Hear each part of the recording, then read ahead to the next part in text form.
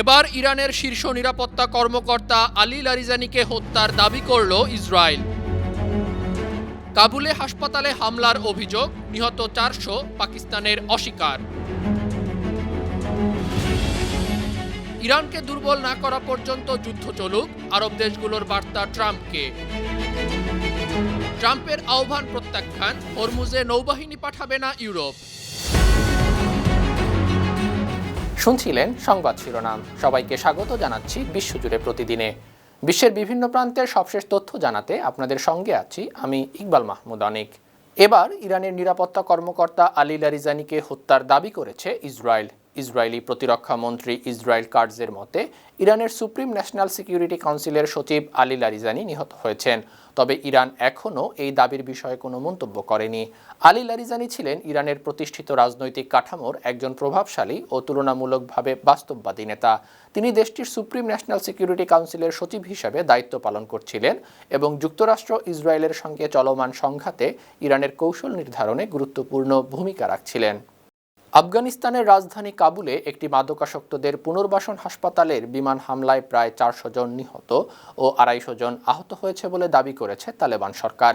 সরকারের মুখপাত্র জাবিহুল্লাহ মুজাহিদ ও উপমুখপাত্র হামদুল্লাহ ফিতরাত জানান, সোমবার রাতে এই হামলা চালানো হয়। এতে 2000 শয্যার হাসপাতালটির বড় অংশ ধ্বংস হয়ে গেছে।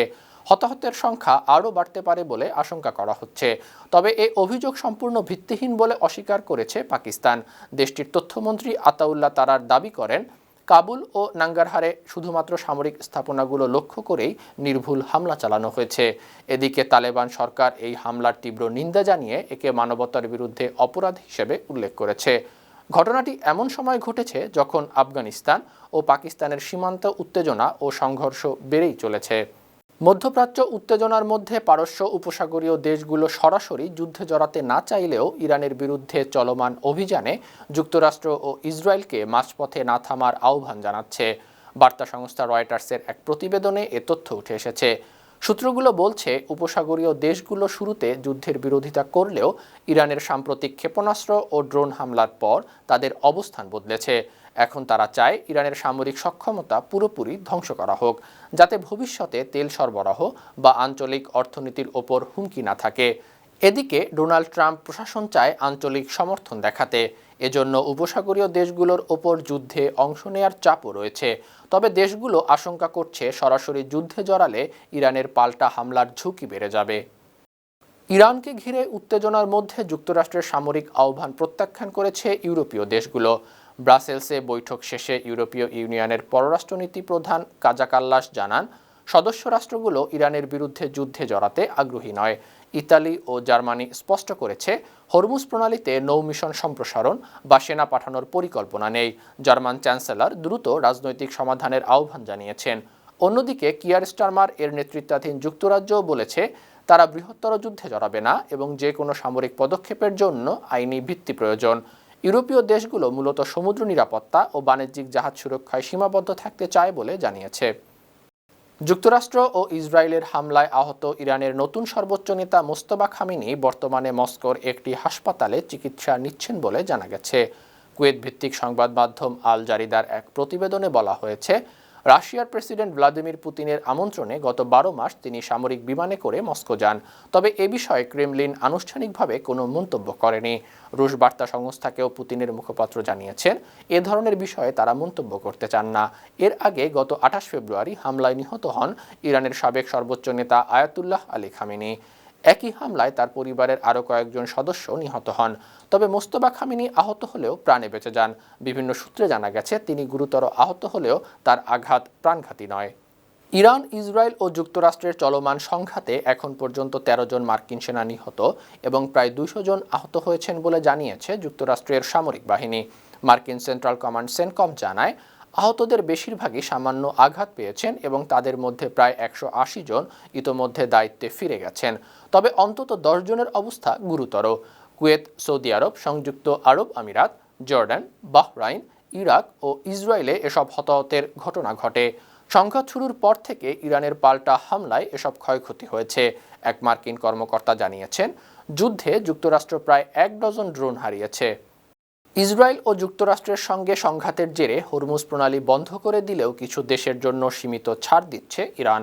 সংশ্লিষ্ট সূত্রের বরাতে ব্লুমবার্গ জানিয়েছে, ভারত ও তুরস্কের মতো দেশগুলোকে বাছাই করে কিছু জাহাজ পারাপারের অনুমতি দেওয়া হয়েছে। যুদ্ধ শুরুর পর থেকেই ইরানের নিরাপত্তা বাহিনী আইআরজিসি সীমিতভাবে জাহাজ চলাচল নিয়ন্ত্রণ করছে। এতে বৈশ্বিক বাণিজ্য ও জ্বালানি সরবরাহে বড় ধরনের প্রভাব পড়েছে। তেলের দামও বাড়ছে।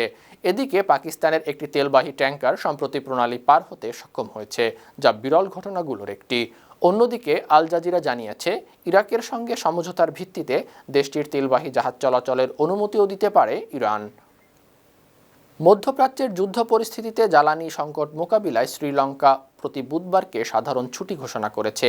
দেশটির পেট্রোল স্টেশনগুলোতে দীর্ঘ যানবাহনের সারি দেখা দেওয়ায় নাগরিকদের জন্য ন্যাশনাল ফুয়েল পাস চালু করা হয়েছে, যা জ্বালানি ক্রয়ের পরিমাণ নির্দিষ্ট করছে। একই পরিস্থিতিতে মিয়ানমারে ব্যক্তিগত গাড়ি চলাচলে বিধিনিষেধ আরোপ, বাংলাদেশে পরিকল্পিত লোডশেডিং ও বিশ্ববিদ্যালয়ের ছুটি আগানো এবং ফিলিপাইনে সরকারি অফিসের কর্মীদের জন্য সপ্তাহে অন্তত একদিন বাসা থেকে কাজ করার উদ্যোগের মাধ্যমে মোকাবিলা করা হচ্ছে। বিশেষজ্ঞরা মনে করছেন, এশিয়ার দেশগুলোর এই সমন্বিত প্রচেষ্টা বিশ্ববাজারের জ্বালানি অনিশ্চয়তা থেকে অর্থনীতিকে রক্ষা করার কৌশল হিসাবে কাজ করছে। জ্যোতির্বিজ্ঞানীদের হিসাব অনুযায়ী 1447 হিজরি রমজান মাস পূর্ণ 30 দিন হবে। Sharjah academic for astronomy, space science and টেকনোলজির পর্যবেক্ষণ অনুযায়ী মধ্যপ্রাচ্যে 20 মার্চ এবং দক্ষিণ এশিয়ার দেশগুলোতে 21 মার্চ শাওয়ালের প্রথম দিন ও ঈদের সম্ভাবনা রয়েছে। একাডেমির তথ্য মতে 18 মার্চ চাঁদ দেখা যাবে না, তাই 19 মার্চ রমজানের শেষ দিন হিসেবে গণ্য হবে। নতুন চাঁদ 19 মার্চ ভোরে সংযুক্ত হলেও সূর্যাস্তের সময় খালি চোখে দেখা প্রায় অসম্ভব। ভৌগোলিক অবস্থানের কারণে কিছু পশ্চিমাঞ্চলীয় আরব ও মুসলিম দেশে চাঁদ দেখা যেতে পারে। তাই অধিকাংশ দেশে 20 মার্চ ঈদ হতে পারে, আর চাঁদ দেখার ওপর নির্ভরশীল দেশগুলো 21 মার্চ ঈদ ঘোষণা করতে পারে। সুপ্রিয় দর্শক, এই ছিল আজকের বিশ্বজুড়ে প্রতিদিনের আয়োজনে। দেশ বিদেশের বিভিন্ন খবর নিয়ে আবারও আপনাদের সামনে হাজির হব। সেই পর্যন্ত ভালো থাকুন, সুস্থ থাকুন, বার্ন টিভির সঙ্গেই থাকুন। ধন্যবাদ।